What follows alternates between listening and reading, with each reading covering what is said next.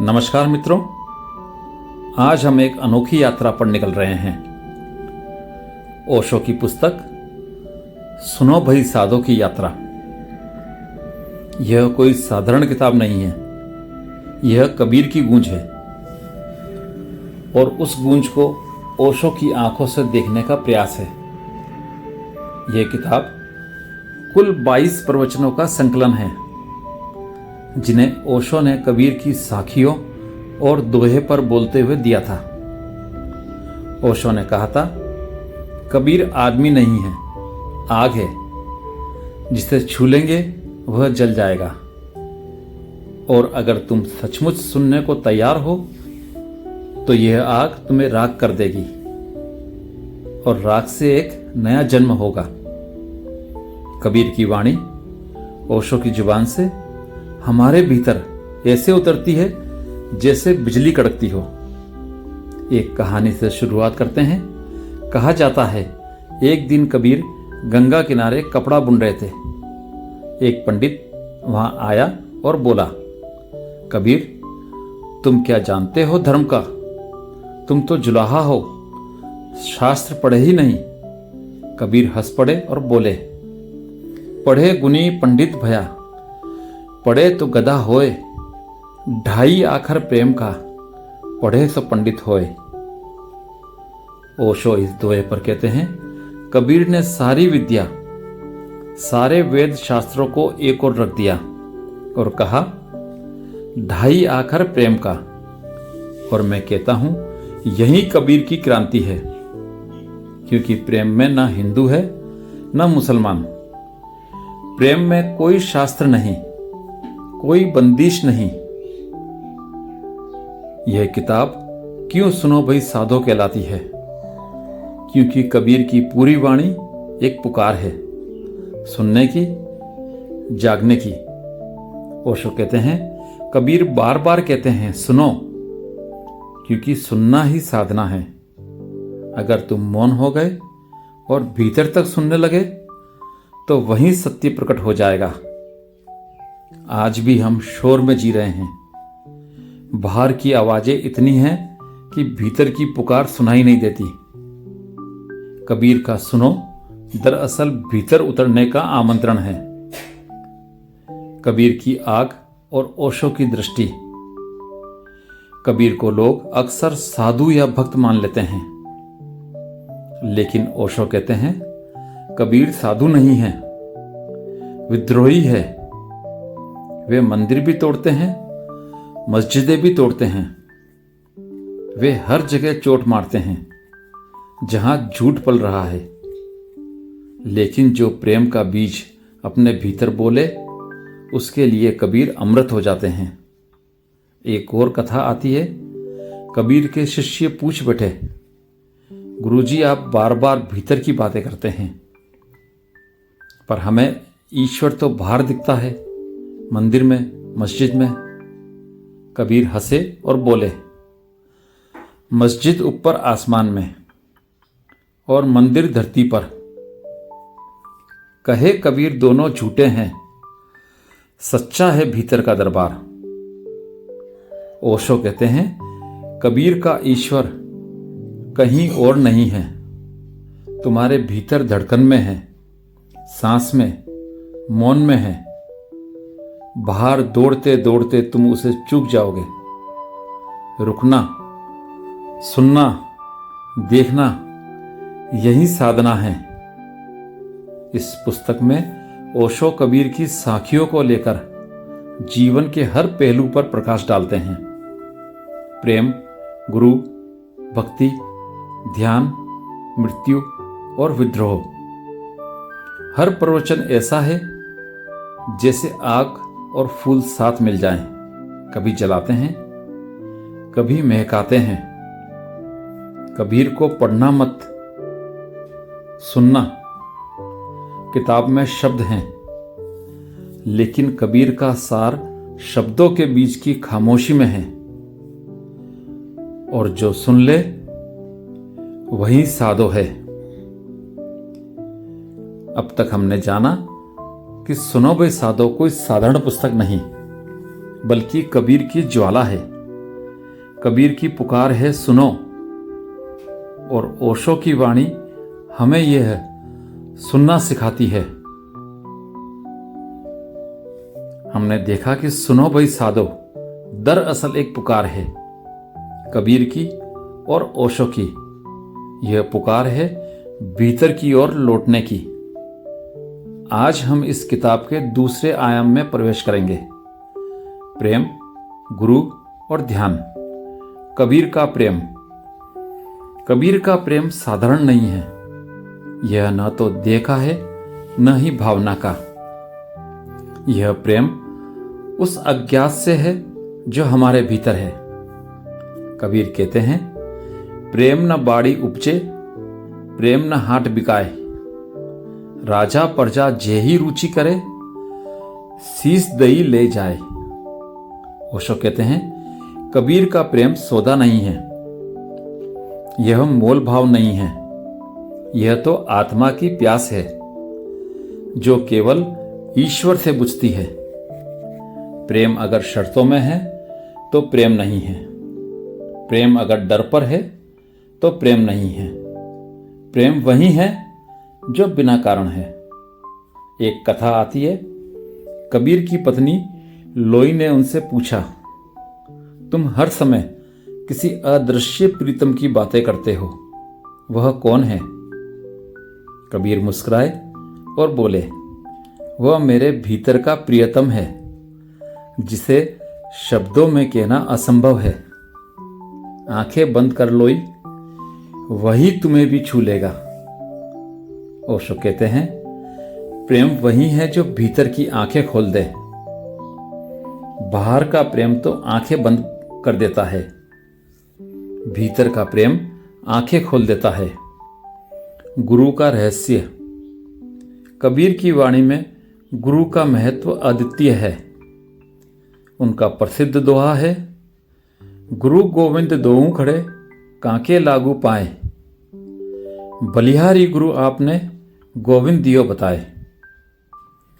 ओशो समझाते हैं, कबीर कहते हैं, अगर गुरु और ईश्वर दोनों सामने खड़े हों तो पहले अब गुरु को प्रणाम करो, क्योंकि गुरु ही वह है जो तुम्हें ईश्वर तक ले जाता है।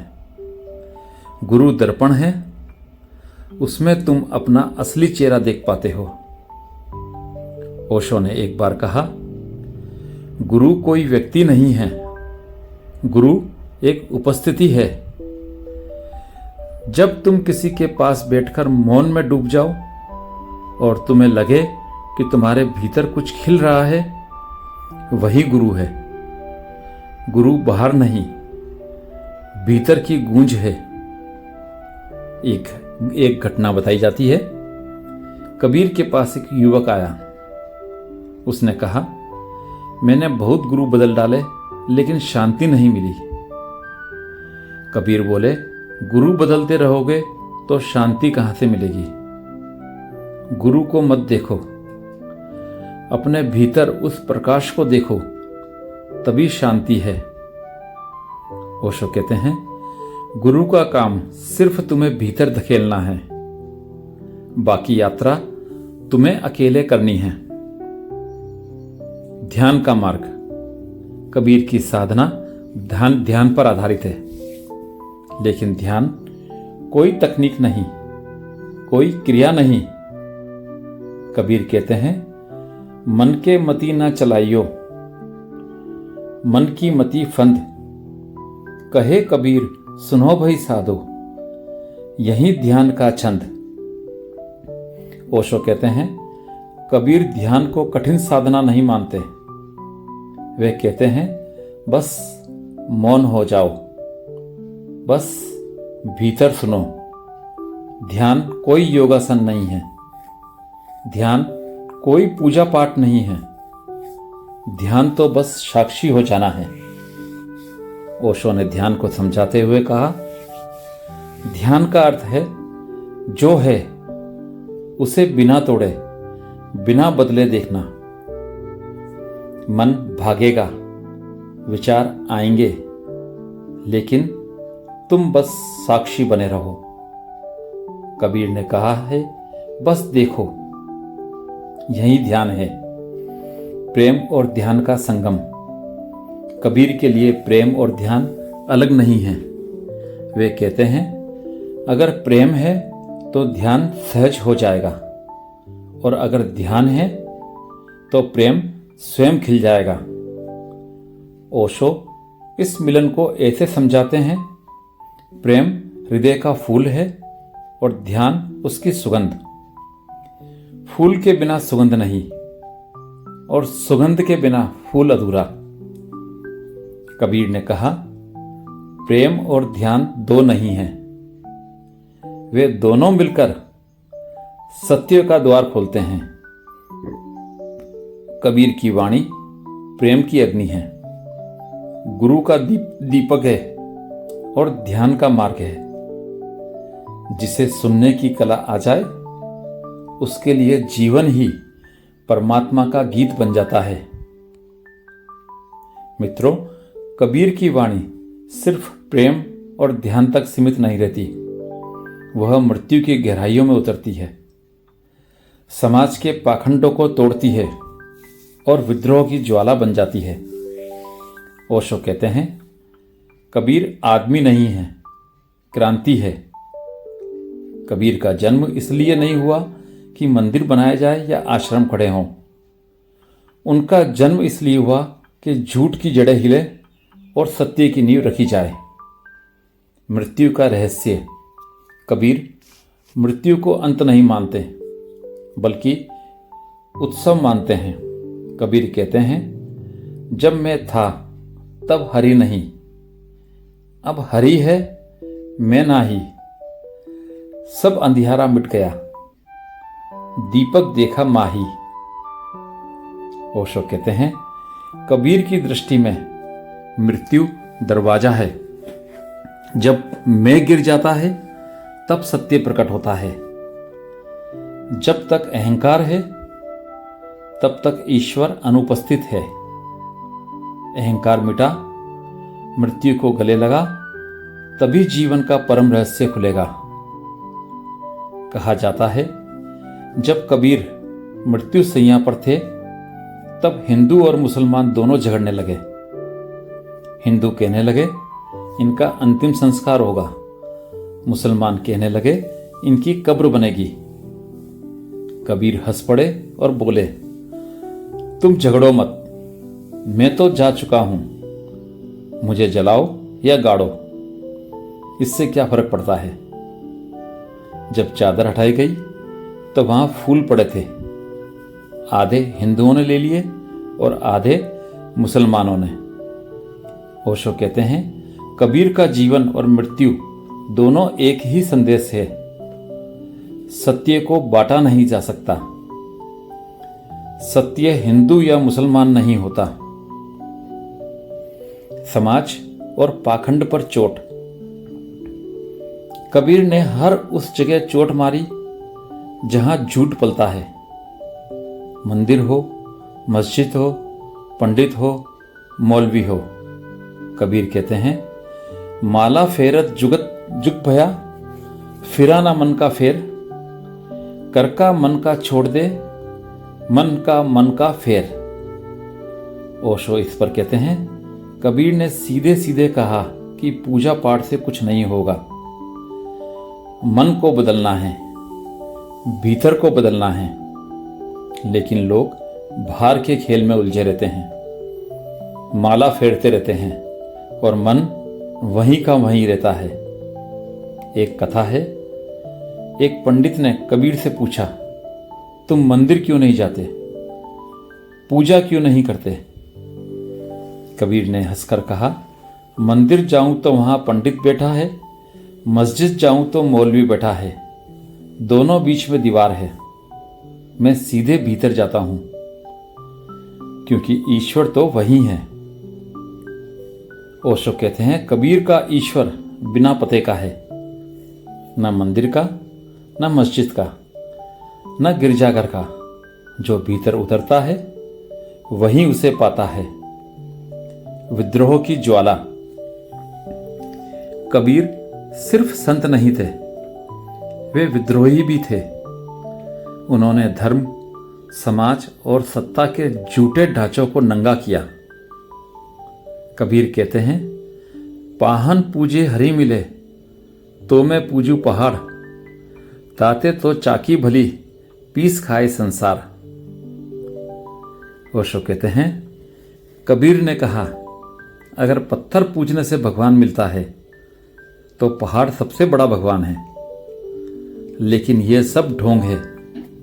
अगर तुम पत्थर को पूजते हो तो तुमने अपने भीतर के जीवित ईश्वर को खो दिया। ओशो कहते हैं, कबीर ने हर परंपरा, हर धर्म, हर संस्था को चुनौती दी, इसलिए वे आज भी ताजा हैं। विद्रोही आदमी कभी मरता नहीं। कबीर आज भी जीवित हैं, क्योंकि उनका विद्रोह आज भी जरूरी है। मृत्यु, समाज और विद्रोह का मिलन। मृत्यु को उत्सव मानना, समाज के झूठ को तोड़ना और विद्रोह को जीना, यही कबीर का जीवन है। ओशो कहते हैं, कबीर ने जो कहा वही मैं कहता हूं। मृत्यु को अपनाओ, झूठ को तोड़ो, सत्य को जियो, और अगर तुम में साहस है तो विद्रोही बनो, क्योंकि विद्रोह ही जीवन का पहला कदम है। मित्रों, इस यात्रा में हमने कबीर और ओशो की वाणी के 3 आयाम देखे।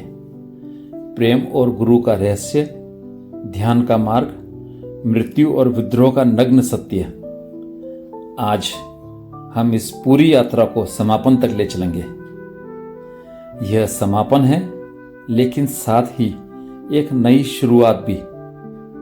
कबीर की अमर वाणी। कबीर की वाणी समय से परे है। 500 साल पहले कही गई बातें आज भी ताजा लगती है। कबीर कहते हैं, पढ़ पढ़ जग मुआ, पंडित भया न कोय, ढाई आखर प्रेम का, पढ़े सो पंडित होए। ओशो कहते हैं, कबीर की वाणी को समय बांध नहीं सकता। वह कल भी उतनी ही जीवित थी जितनी आज है। ढाई आखर प्रेम का, यही धर्म है, यही साधना है, यही मुक्ति है। कबीर ने सत्य को सीधा कहा, बिना किसी आवरण के।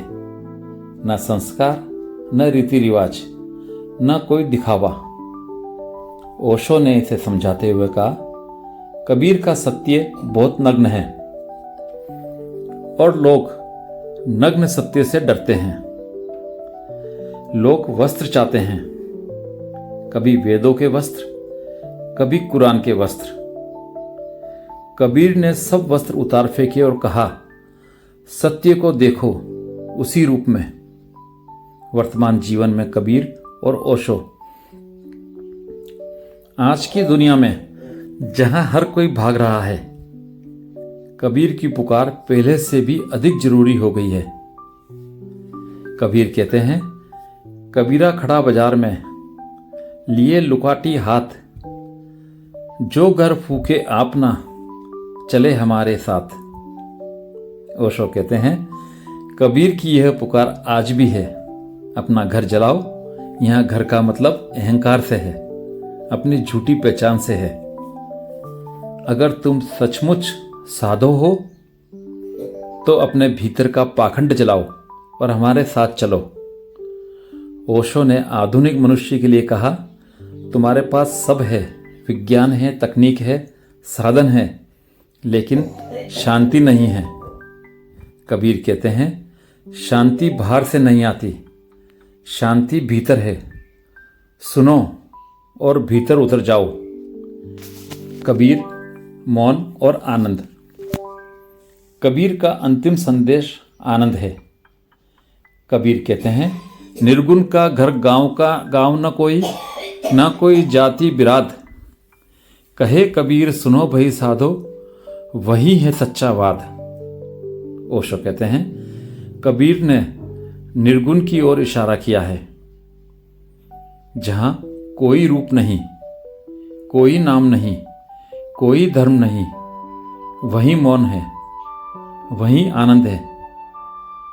अगर तुम सुन लो तो उसी क्षण सब मिल जाता है। ओशो अक्सर कहते थे, कबीर ने कहा सुनो और मैंने कहा ध्यान दो, दोनों का अर्थ एक ही है। जब तुम पूरी तरह सुन लेते हो तो शून्य में प्रवेश हो जाता है और वही आनंद है। एक अंतिम कथा कहा जाता है, एक बार कबीर से किसी ने पूछा आपका धर्म क्या है? कबीर बोले, मेरा धर्म प्रेम है, मेरा धर्म मौन है, मेरा धर्म सत्य है। ओशो इस कथा पर कहते हैं, कबीर का धर्म न हिंदू था न मुसलमान। वे कहते हैं धर्म कोई लेबल नहीं, धर्म तो जीवन की धड़कन है, जो प्रेम में है, जो मौन में है, वही सच्चा धर्म है। तो दोस्तों, सुनो भाई साधु की यह यात्रा हमें वहां ले आती है जहां शब्द समाप्त हो जाते हैं और मौन शुरू होता है। कबीर की वाणी हमें सुनने को बुलाती है और ओशो की व्याख्या हमें भीतर तक उतार देती है। ओशो ने इस पुस्तक के बारे में कहा था, कबीर की वाणी से अगर तुम एक वाक्य भी सचमुच सुन लो तो तुम्हारा जीवन बदल जाएगा, क्योंकि सुनना ही साधना है और सुनना ही मुक्ति है। तो आइए कुछ क्षण मौन हो जाए और सुने उस अनहद ध्वनि को जिसे कबीर ने कहा और ओशो ने समझाया। सुनो भाई साधु। यह पॉडकास्ट आपको कैसा लगा कमेंट करके बताएं। अच्छा लगा हो तो सब्सक्राइब करें, लाइक करें, शेयर करें। धन्यवाद।